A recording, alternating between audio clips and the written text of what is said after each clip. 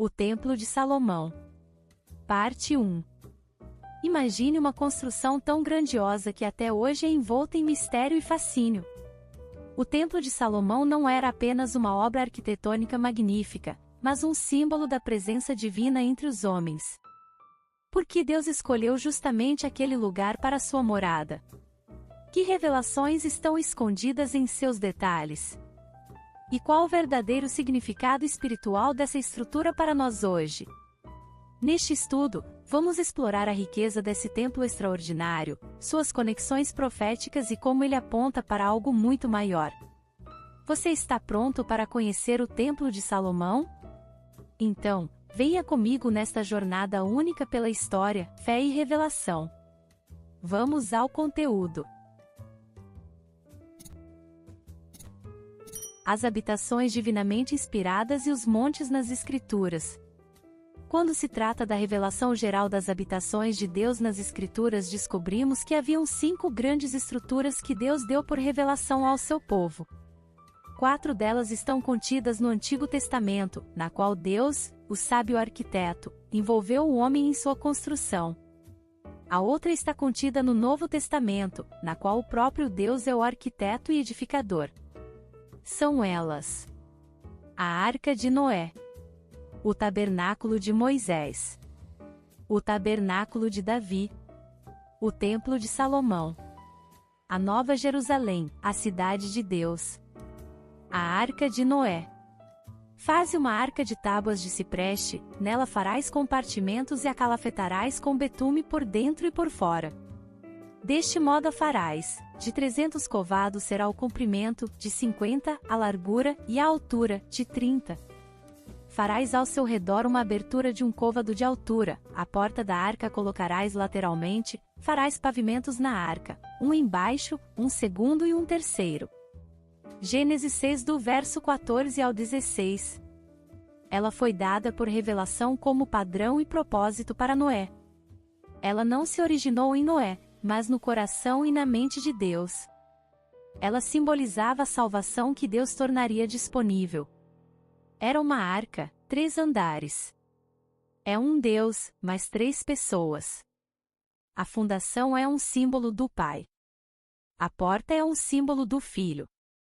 A janela, vão do teto, é um símbolo do Espírito Santo.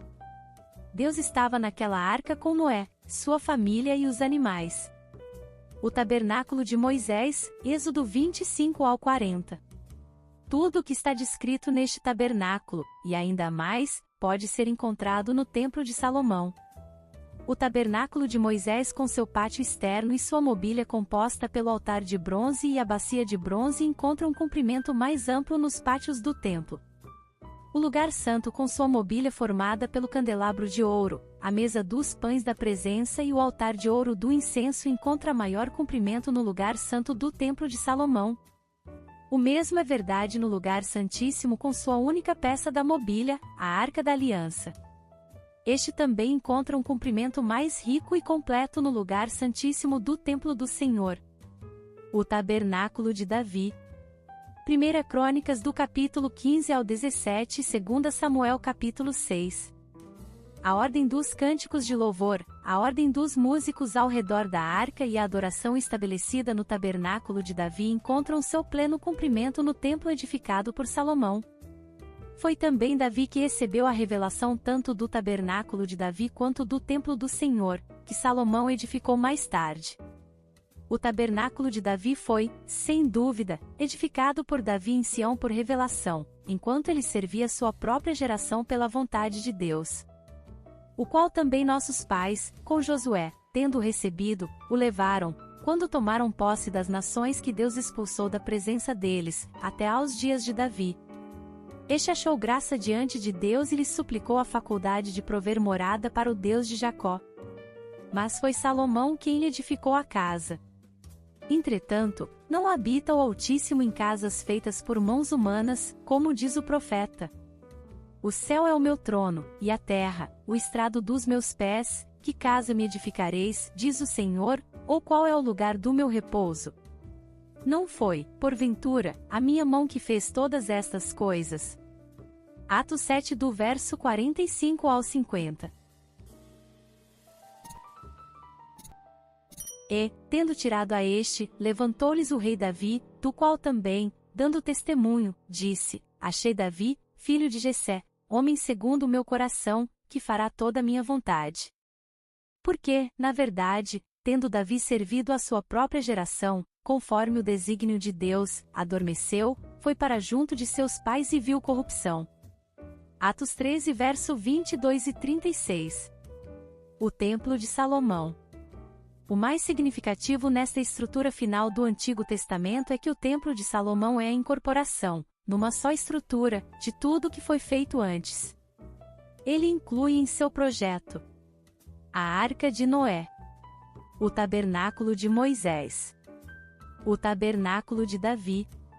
É importantíssimo verificar então que Deus, ao se mover na verdade atual, nunca se esquece das verdades previamente estabelecidas, mas leva todas estas verdades ao seu pleno cumprimento em Cristo, o cabeça e, depois, na Igreja, que é o seu corpo. A cidade de Deus, a Nova Jerusalém.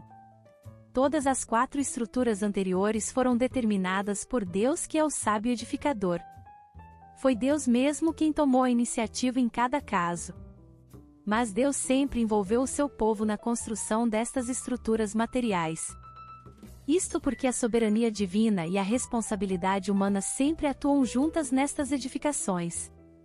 Mas quando chegamos à estrutura final, a cidade de Deus, a nova e celestial Jerusalém, constatamos que apenas o próprio Deus, sem o homem, é o seu arquiteto e construtor. Porque esperava a cidade que tem os fundamentos, da qual o arquiteto e edificador é Deus. Pela fé, até a própria Sara recebeu a virtude de conceber um filho, mesmo fora da idade, porquanto teve por fiel aquele que lhe o havia prometido. Pelo que também de um, e esse já amortecido, descenderam tantos, em multidão, como as estrelas do céu, e como a areia inumerável que está na praia do mar. Todos estes, morreram na fé, sem terem alcançado as promessas, mas tendo-as visto e saudado, de longe, confessaram que eram estrangeiros e peregrinos na terra. Ora, os que tais coisas dizem, mostram que estão buscando uma pátria.